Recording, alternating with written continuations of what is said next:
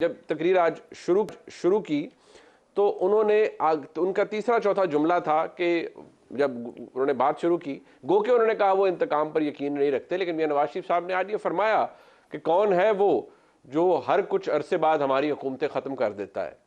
तो कम अज़ कम इसका जवाब इतना मुश्किल नहीं है मेरे नज़दीक। तो मैं इतना इंटेलिजेंट नहीं हूँ जितने अतर काज़मी साहब आप हैं, लेकिन मियां नवाज शरीफ साहब ने सवाल तो आज किया था लोगों से, अवाम से।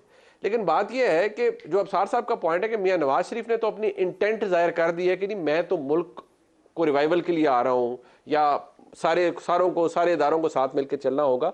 बकौल अबसार साहब के बाकी जो दो इदारे हैं, एस्टैब्लिशमेंट, जुडिशरी, वो रेसिप्रोकेट करेंगे या नहीं करेंगे?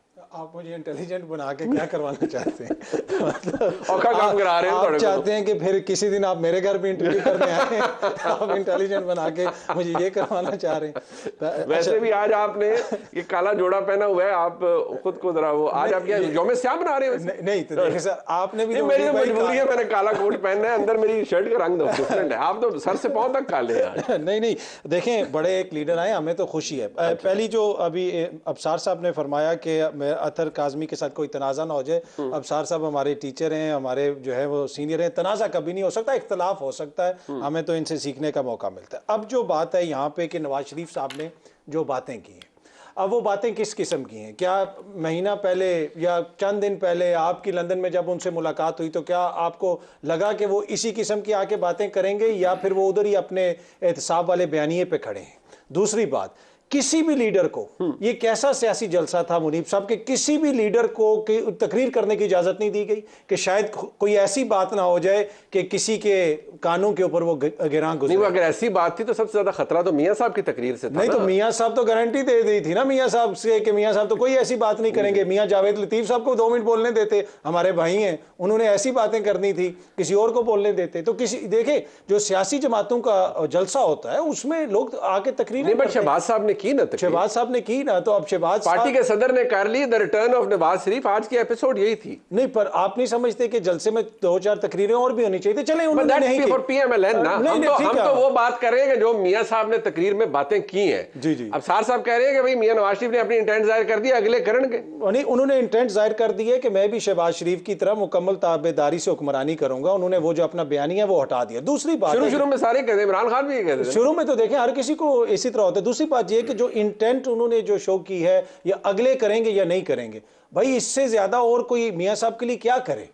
आपका एयरपोर्ट के ऊपर आपका बायोमेट्रिक हो रहा है, आपके लिए वो फैसला दिया अदालत ने कि जो आपके हमायती भी उसका दिफा नहीं कर पा रहे, वो आगे से दलील क्या दे रहे कि भाई सजा भी तो ऐसे हुई थी। ये नहीं कह रहे कि ये फैसला आइन और कानून के मुताबिक है। इससे ज्यादा और सिस्टम कितना टिल्ट बैक हो सकता है? सिस्टम उनको फैसिलिटेट कर रहा है। फैसिलिटेट नहीं कर रहा, सिस्टम उनको कंधों पे उठा के लेके आ, जैसे इमरान खान को लेकर आया सिस्टम, ऐसे आज मियां नवाज शरीफ को लेकर आ रहे, तो फिर तब्दीली तो कोई ना आई। वैसे नहीं, देखें इमरान खान आए थे वोट के जरिए, इमरान खान आए थे एक पॉपुलर वेव के ऊपर जिसमें सिस्टम की भी ख्वाहिश थी कि वो आए, उनकी सहूलतकारी भी की गई। लेकिन यहां पे जो किया जा रहा है इसकी कोई नजीर नहीं मिलती।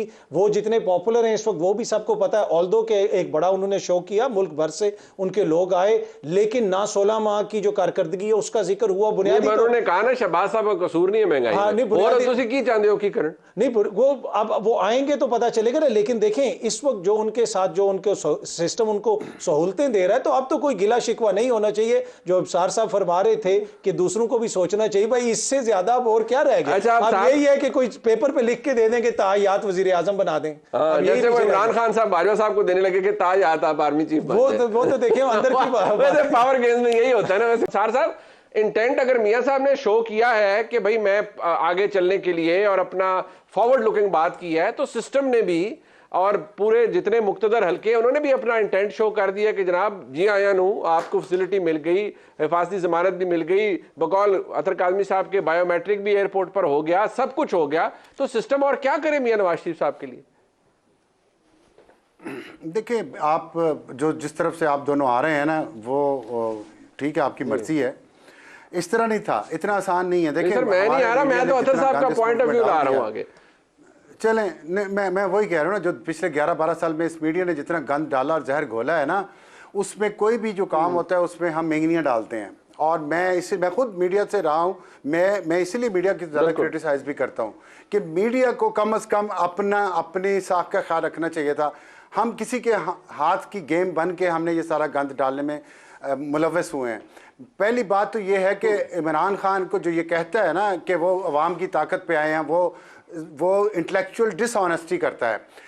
आपको नहीं पता कि मुर्तज़ा अली शाह ने खबर दी थी कि लंदन प्लान बनाया है जिसमें पाशा और ज़हीरुल इस्लाम और इमरान खान और चौधरी शुजात और ताहिर कादरी बैठे हुआ क्या कर रहे थे? अंडे दे रहे थे वहाँ पे बैठे। वो प्लान बना 2011-12 में। पहला धरना हुआ, फिर दूसरा धरना हुआ, फिर लॉन्ग मार्च हुआ, प्री पोल रिगिंग हुई, पोल डे रिगिंग हुई, आरटीएस बिठा दिया गया क्योंकि मेजॉरिटी तब भी नहीं मिल रही थी।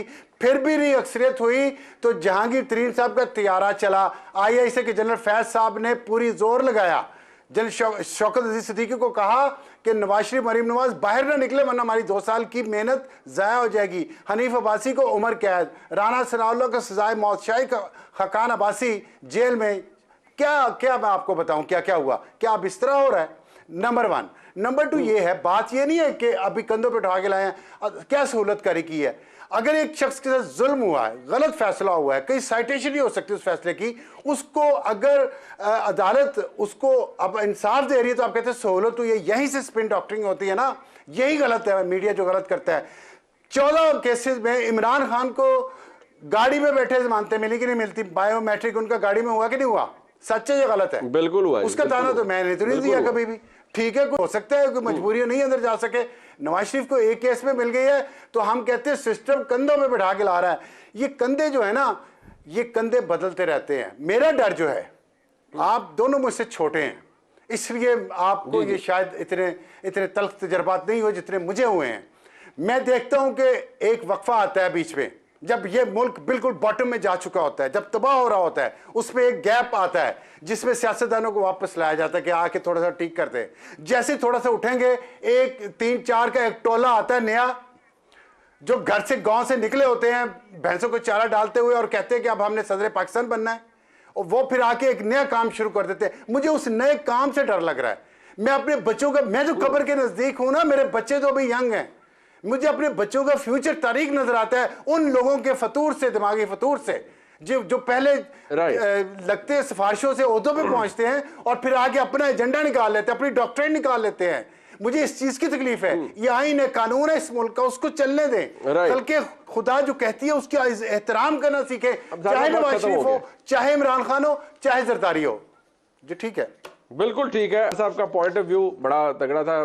काजमी साहब, अब्सार साहब का अपना पॉइंट ऑफ व्यू है और जो बात आपने रेस की उसके ऑब्जेक्शंस अपनी जगह, लेकिन अब्सार साहब ने भी कुछ मिसालें दी कि जब सिस्टम फेवर देता है तो वो खाली मियां नवाज शरीफ को नहीं, फेवर इमरान खान साहब को भी मिली। बहरहाल अब डिपेंड ये करता है कि आने वाला वक्त क्या डेमोन्स्ट्रेट करेगा।